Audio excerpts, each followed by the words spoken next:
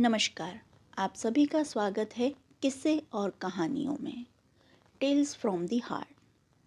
आज की कहानी पौराणिक कथा है जिसका शीर्षक है जब हनुमान से हारे शनि।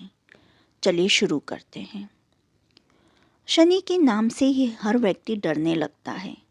शनि की दशा एक बार शुरू हो जाए तो 7.5 साल बाद ही पीछा छोड़ती है। लेकिन हनुमान भक्तों को शनि से डरने की तनिक भी जरूरत नहीं। शनि ने हनुमान को भी डराना चाहा, लेकिन मुंह की खानी पड़ी। आइए जाने कैसे।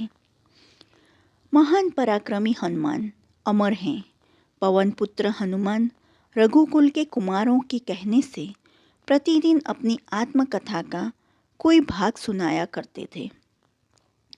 उन्होंने कहा कि मैं एक बार संध्या समय अपने आराध्य श्री राम का स्मरण करने लगा तो उसी समय ग्रहों में पाप ग्रह मंद गति सूर्यपुत्र शनिदेव पधारे। वह अत्यंत कृष्ण वर्ण के विष्णाकार थे। वह अपना सिर प्रायः झुकाए रखते हैं। इस पर अपनी दृष्टि डालते हैं, वह अवश्य नष्ट हो जाता है। शनिदेव हनुमान के बाहुबल और पराक्रम को नहीं जानते थे। हनुमान ने उन्हें लंका में 10 ग्रीव के बंधन से मुक्त किया था। वह हनुमान जी से विनयपूर्वक किंतु कर्कश स्वर में बोले, हनुमान जी, मैं आपको सावधान करने आया हूँ। त्रेता की बात दूसरी थी। अब कलयुग प्रारंभ हो गया है। भगवान वासुदेव ने जिस क्षण अपनी अवतार लीला का समापन किया, उसी क्षण से पृथ्वी पर कली का प्रभुत्व हो गया। यह कलयुग है। इस युग में आपका शरीर दुर्बल और मेरा बहुत बलिष्ठ हो गया है। अब आप मेरी 7.5 की दशा प्रभावित हो गई है। अब आप पर मेरी 7.5 की दशा प्रभावी हो गई है। मैं आपके शरीर पर आ रहा हूँ। शनिदेव को इस बात का तनिक भी ज्ञान नहीं था कि रघुनाथ के चरणाश्रितों को पर काल का प्रभाव नहीं होता। करुणा निधान जिनके हृदय में एक क्षण को भी आ जाते हैं, काल की कला वहाँ सर्वत्र निष्प्रभावी हो जाती है। प्रारब्ध के विधान वहाँ प्रभुत्वहीन हो जाते हैं। सर्वसमर्थ पर ब्रह्मा के सेवकों का नियंत्रण, संचालन, पोषण प्रभु ही करते हैं। उनके सेवकों की ओर दृष्टि उठाने का साहस कोई सुर असुर करे तो स्वयं अनिष्ट भाजन होता है। शनिदेव के अग्रज यमराज भी प्रभु के भक्त की ओर देखने का साहस नहीं कर पाते। हनुमान जी ने शनिदेव को समझाने का प्रयत्न किया, आप कहीं अन्यत्र जाएं। ग्रहों का प्रभाव पृथ्वी के मरणशील प्राणियों पर ही पड़ता है। मुझे अपने आराध्य का स्मरण करने दें। मेरे शरीर में श्री रघुनाथ जी के अतिरिक्त दूसरे किसी को स्थान नहीं मिल सकता। लेकिन शनिदेव को इससे संतोष नहीं मिला। वह बोले, मैं सृष्टिकर्ता के विधान से विवश हूँ। आप पृथ्वी पर रहते हैं, अतः आप मेरे प्रभुत्व क्षेत्र से बाहर नहीं हैं।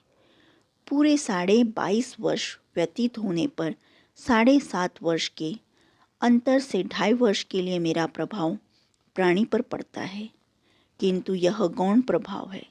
आप मेरी 7.5 आज इसी समय से प्रभावी हो रही है। मैं आपके शरीर पर आ रहा हूँ, इसे आप टाल नहीं सकते। फिर हनुमान जी कहते हैं, जब आपको आना ही है तो आइए। अच्छा होता कि आप मुझ वृद्ध को छोड़ ही देते। फिर शनिदेव कहते हैं, कलयुग में पृथ्वी पर देवता या उपदेवता किसी को नहीं रहना चाहिए। सबको अपना आवास सूक्ष्म लोकों में रखना चाहिए। जो पृथ्वी पर रहेगा वह कलयुग के प्रभाव में रहेगा और उसे मेरी पीड़ा भोगनी पड़ेगी। और ग्रहों में मुझे अपने अग्रम यम का कार्य मिला है। मैं मुख्य मारक ग्रह हूँ और मृत्यु के सबसे निकट वृद्ध होते हैं, अतः मैं वृद्धों को कैसे छोड़ सकता हूँ। हनुमान जी पूछते हैं, आप मेरे शरीर पर कहाँ बैठने आ रहे हैं? शनिदेव गर्व से कहते हैं, प्राणी के सिर पर। मैं 2.5 वर्ष प्राणी के सिर पर रहकर उसकी बुद्धि विचलित बनाए रखता हूँ। मध्य के 2.5 वर्ष उसके उदर में स्थित रहकर उसके शरीर को अस्वस्थ बनाता हूँ। वह 2.5 वर्ष पैरों में रहकर उसे भटकाता हूँ। फिर शनिदेव हनुमान जी के मस्तक पर आकर बैठ गए तो हनुमान जी के सिर पर खाज हुई। इसे मिटाने के लिए हनुमान जी ने बड़ा पर्वत उठाकर सिर पर रख लिया। शनिदेव चिल्लाते हैं, यह क्या कर रहे हैं आप? फिर हनुमान जी कहते हैं, जैसे आप सृष्टिकर्ता के विधान से विवश हैं, वैसे मैं भी अपने स्वभाव से विवश हूँ।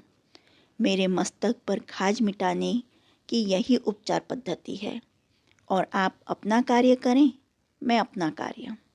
ऐसा कहते ही हनुमान जी ने दूसरा पर्वत उठाकर सिर पर रख लिया। इस पर शनिदेव कहते हैं, आप इन्हें उतारिए, मैं संधि करने को तैयार हूँ। उनके इतना कहते ही हनुमान जी ने तीसरा पर्वत उठाकर सिर पर रख लिया तो शनिदेव चिल्लाकर कहते हैं, मैं अब आपके समीप नहीं आऊँगा। फिर भी हनुमान जी नहीं माने और चौथा पर्वत उठाकर सिर पर रख लिया। शनिदेव फिर चिल्लाते हैं, पवन कुमार, त्राहिमाम ताहिमाम, रामदूत, अंजनाय नमः। मैं उसको भी पीड़ित नहीं करूँगा जो आपका स्मरण करेगा। मुझे उतर जाने दें का अवसर दें। हनुमान जी कहते हैं, बहुत शीघ्रता की, अभी तो 5वां पर्वत शिखर बाकी है। और इतने में ही शनि मेरे पैरों में गिर गए और कहा, मैं सदैव आपको दिए वचनों का स्मरण रखूँगा।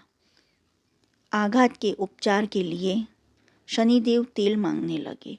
हनुमान जी तेल कहाँ देने वाले थे? वहीं शनिदेव आज भी तेलदान से तुष्ट होते हैं। जो आपको हनुमान जी और शनिदेव की ये कहानी पसंद आई हो तो please like, share and subscribe करें एंड कमेंट बॉक्स में हनुमान जी महाराज की जय लिखें। जय हिंद, जय भारत।